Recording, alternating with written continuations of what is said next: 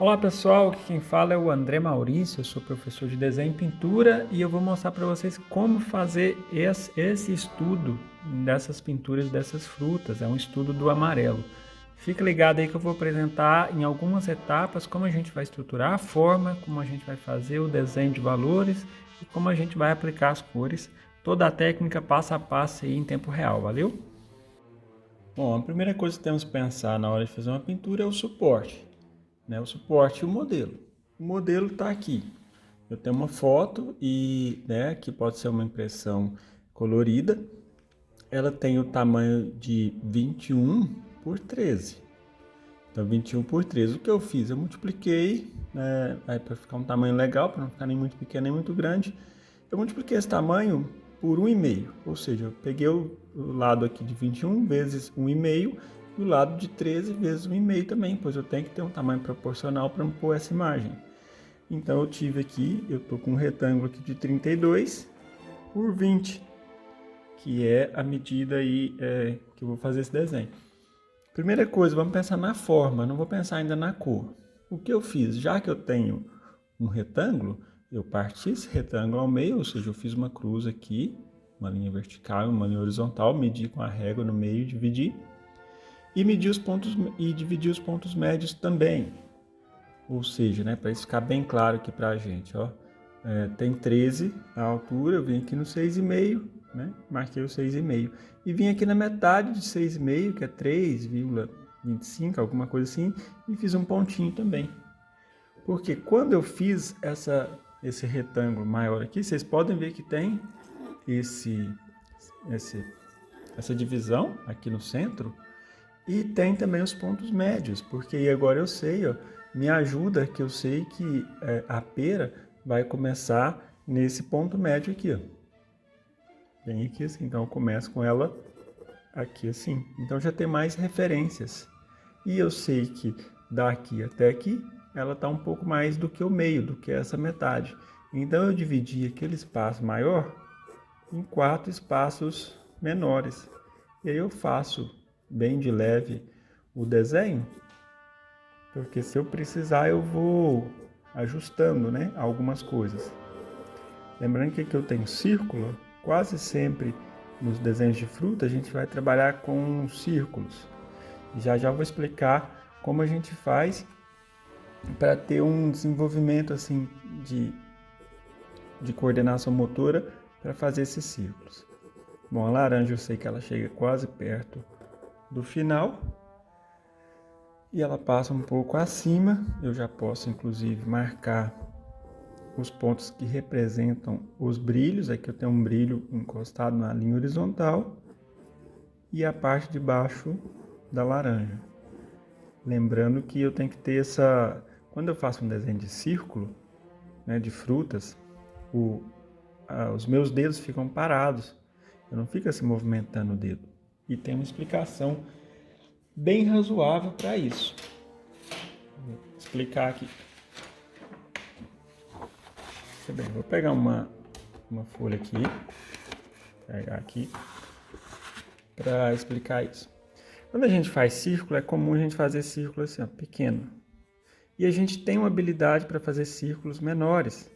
Mas por quê? Porque a gente treinou desde criança. Treinou com a letra A, treinou com a letra O, treinou com o 8, treinou com o B. Tudo era coisa a partir de círculos menores. Quando vai fazer um círculo maior, eu tenho que ter uma movimentação não só dos meus dedos, eu tenho que mover todo o meu antebraço, toda essa parte. Vocês podem observar que os dedos mesmo ficam parados. E isso não é algo assim mágico e de dom. Isso requer exercício. Vou passar agora um exercício que vocês podem fazer. Um objeto circular. A gente faz um círculo interno, Pode ser um objeto menor, pode usar um compasso para fazer isso, não tem problema. E aí a gente pode encher uma folha dessa de círculos.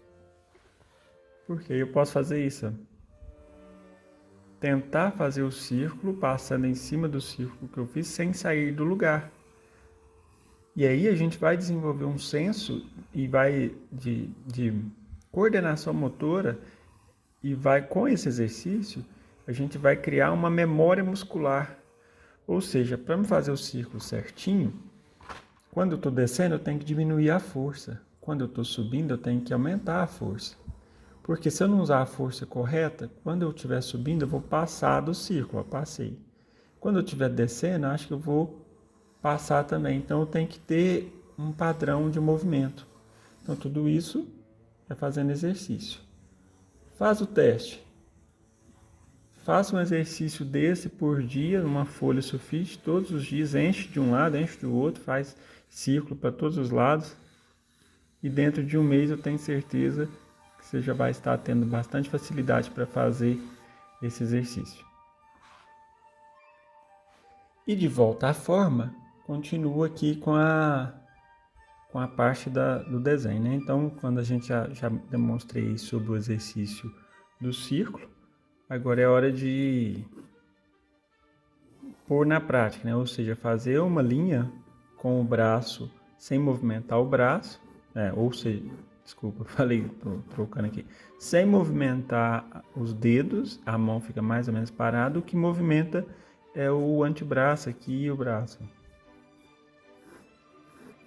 Então essa é a estrutura inicial. Eu vou fazendo círculos e me relacionando aquelas marcações que eu fiz. Aqui, ó, a laranja começa bem nesse ponto, né? Nesse ponto médio, passa um pouquinho acima. Ela é mais estreitinha, né, do que a outra laranja. Ela não é tão, vamos dizer assim, gordinha. A largura dela é estreita. E eu começo a ver proporções. Como assim proporções? Eu tenho aqui a laranja, ela tem essa largura, eu posso medir com a ponta do lápis, né? Até na ponta, da ponta do lápis até na ponta da minha unha, isso é um tamanho, eu tenho esse tamanho. Quando eu comparo esse tamanho com a altura, ele é o mesmo da altura se eu contar junto com a sombra. Então na hora que eu fizer o meu desenho, isso tem que bater. Tipo, é um meio de eu conferir, né? A largura aqui que eu fiz daqui até aqui, ela tem que ser a mesma, né, na altura. Então, sempre proporção a gente mede isso. Então, a sombra dessa fruta vai terminar nesse lugar. É uma forma de eu ter certeza de que está nessa proporção, né? Na proporção correta. E eu faço a mesma coisa com os outros. Quando eu faço essa pera, eu já posso comparar ela com a laranja, porque a laranja é o que eu tenho pronto, né? A largura dela, eu posso perceber, na parte mais gordinha dela, é praticamente a mesma da laranja, um pinguinho só a menos. Então eu faço isso, ó. Aqui, deu exatamente igual, então significa que eu posso diminuir um pouquinho. Outra coisa, o ponto médio que eu fiz. Aqui está o ponto médio. O final, a parte inferior da pera, passa abaixo dessa parte. Então, eu tenho esse ponto médio, e ele vai passar abaixo dessa parte. A parte, por exemplo, do topo da parte superior aqui em cima da linha horizontal dessa pera, ela tem esse tamanho. Esse tamanho é o que? Metade do tamanho da laranja, menos do que metade. É do tamanho da borda da laranja até o brilho. O brilho está por aqui, né? Então essa largura que tem aqui tem que ser equivalente a essa. Então bateu. Então aos poucos eu vou encaixando. A altura, ela termina aqui, ó, a pera, um pouco abaixo da laranja. Se a laranja termina aqui, então a minha pera fica um pouco alta, porque eu não tinha estabelecido proporção, eu tinha feito a mão livre. E é normal, quando a gente desenha, algumas coisas saírem fora. Isso não tem muito problema quando se trata de fruta. Se uma fruta ficar um pouco maior ou um pouco menor, ela não vai deixar de ser fruta, né? Não vai deixar de ter aquela proporção.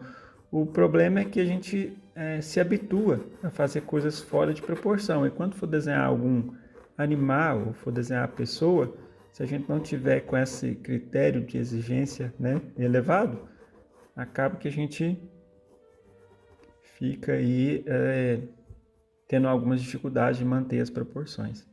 Então aqui esse brilho está na parte final dessa maçã, da outra fruta, né, da laranja.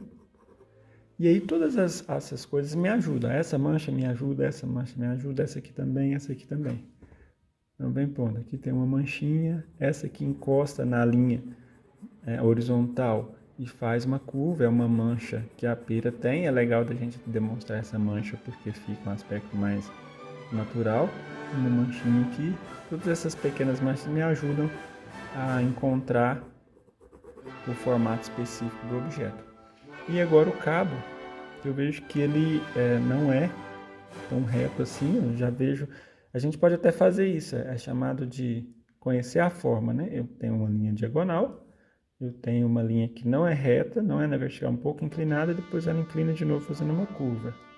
E aqui tem um pequeno espaço vazio entre a pera e o outro.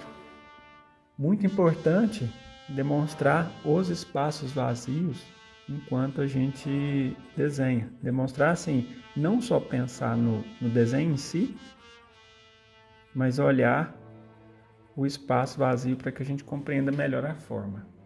Vou pôr na tela aí um espaço vazio dessa forma para vocês entenderem sobre o que eu estou falando.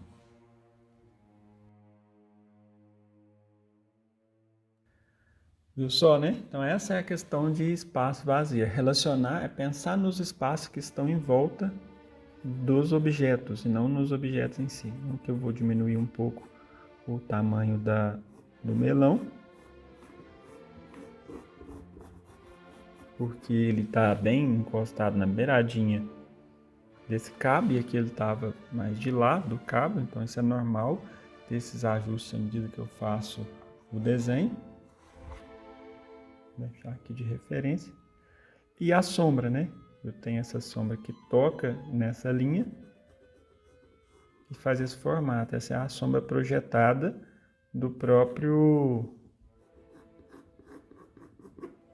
a sombra projetada da pera, né? E aqui nesse meio tem uma manchinha. Eu posso medir também, porque isso aqui me ajuda depois na pintura. Essa manchinha está praticamente no meio, entre essa parte e essa, está quase no meio. Parece que ela ficaria no... Então eu posso medir para ver se eu estou sendo coerente também. Sempre essa medida da ponta da unha até na ponta do lápis, ela é muito boa. Aqui eu tenho um pequeno espaço vazio entre uma fruta e outra, não chega a tocar o melão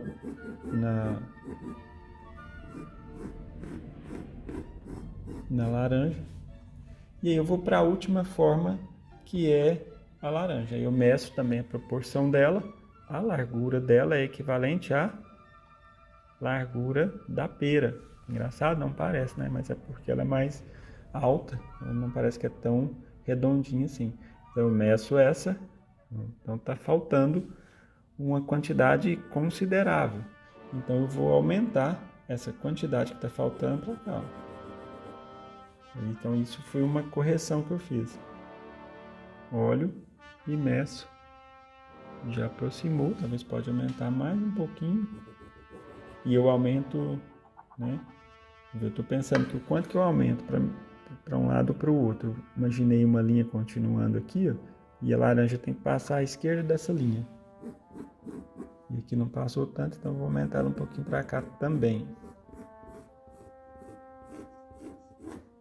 E aí, como eu aumento na largura, naturalmente eu aumento na altura também. E agora eu vou fazer uma análise para ver se a largura dela é a mesma da altura. Largura e altura. A altura é maior. Vou fazer outra forma de comparar então. Medir da largura, vou virar a foto e fazer isso. É do meio até abaixo da sombra. Então não deu também. Vou pegar outra medida. A largura é dessa parte central do cabinho até na sombra. Então dessa forma eu achei a proporção. Então eu vou traçar um eixo aqui. O eixo é importante para que a gente tenha um senso de simetria entre as partes, né? Toda vez que você fizer alguma coisa que for redonda, que tiver sempre assim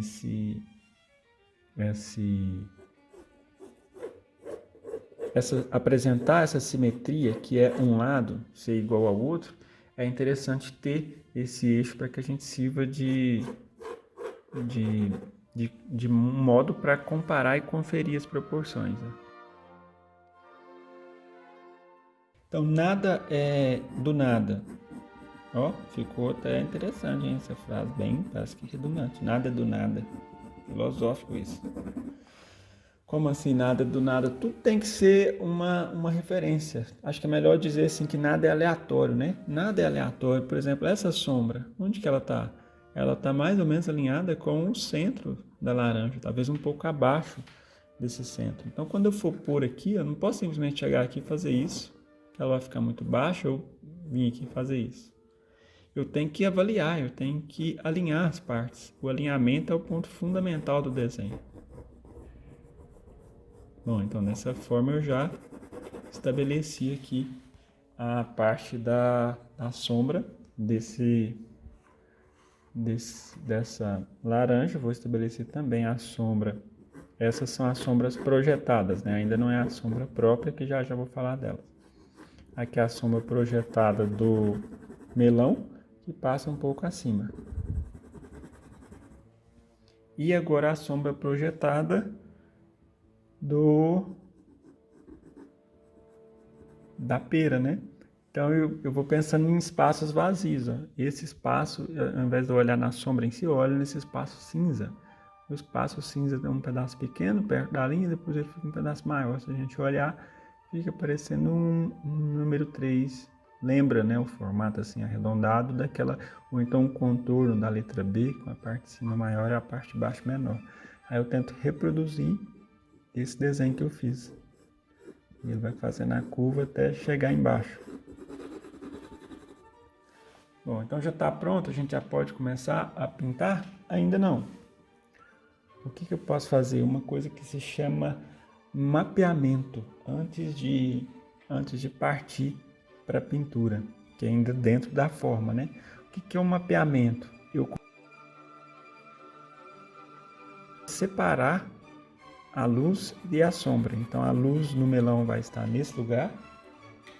Então para isso eu estou utilizando um lápis carvão branco, né? Ou pode ser um pastel branco também.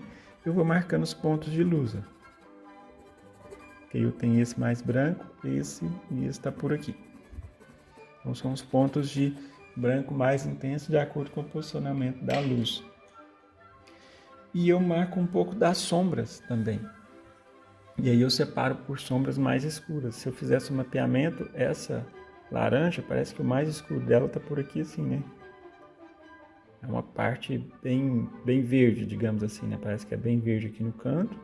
E para cá ela tem essas duas aberturas que ficam um pouco mais claras e menos preta, vamos dizer assim, menos escura, né? Menos, que não está tão na sombra assim. Então eu já faço esse mapeamento. Isso não vai atrapalhar a pintura depois não. Desde que eu faça bem de leve. Né? A sombra projetada eu vou fazer aqui com carvão. Ó.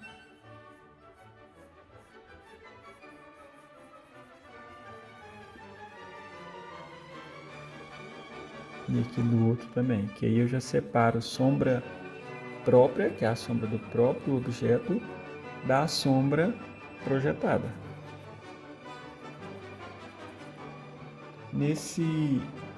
Nessa pera, né?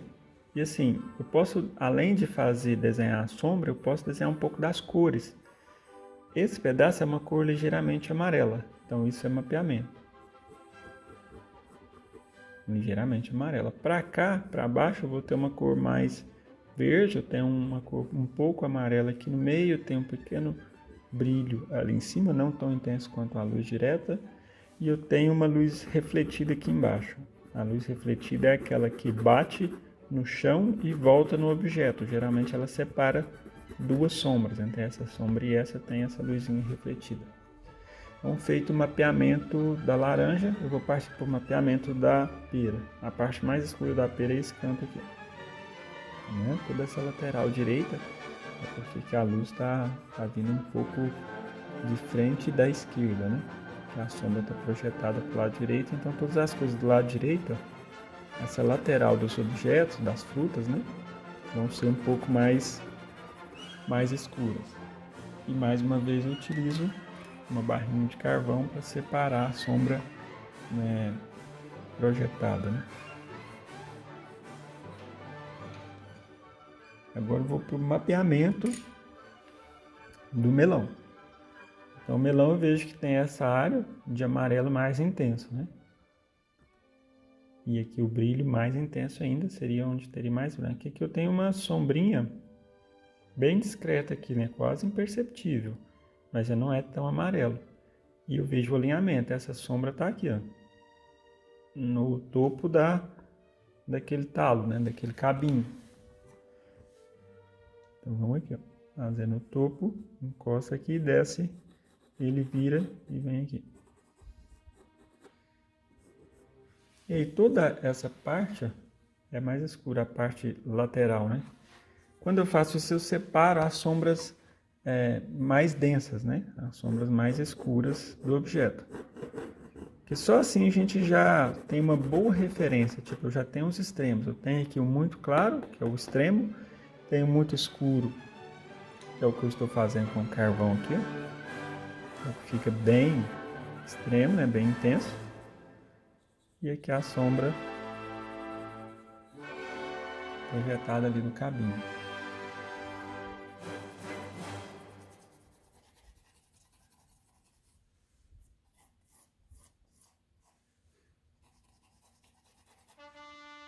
E aí eu tenho essa parte, ó, como essa é mais ou menos amarelada, eu já faço um pouco da linha onde representa o final de onde vai ficar amarelo, que seria aqui assim, amarelo mais claro, e passa a ser um pouco mais médio, né? Não chega nem a ser escuro. Lembrando que esse mapeamento, a gente fazer ele ajuda muito no momento de pintar, né? No momento de construir a aplicação das cores ali, toda a sequência, né? Essa laranja ela tem um degradê bem progressivo, quase não percebe muito transição das cores, né? Mas a gente pode perceber esse lado direito, o mais escuro de todos. Foi até bom aqui, ó, que onde eu tinha feito a laranja anterior, que estava na proporção errada menor, agora serviu como uma linha de sombra. Então, às vezes a gente nem precisa apagar alguns erros, alguns equívocos, que eles podem servir como sombras. Então, esse é o sombreado da laranja. E aí eu faço essa sombra projetada também. Porque no desenho aqui eu já pensei em valores. E o que são valores? Se eu tivesse que pensar em claro e escuro, os tons mais claros são chamados de valores altos e os tons mais escuros são chamados de valores escuros. Lembrando que eu tenho aqui a tela, na verdade não é a tela, é o tecido da tela, e eu pintei essa tela de cinza. Eu tenho um vídeo aí já no meu canal onde eu apresento como preparar essa tela de cinza e o porquê preparar essa tela de cinza. Então isso já vira um valor. Então eu tenho um valor o branco, o cinza próprio da tela 2, terceiro o cinza clarinho, quarto essa sombra mais escura e 5 essa sombra mais densa aqui. Isso vai ser bastante útil na parte da pintura, que é a próxima etapa aí, fica ligado.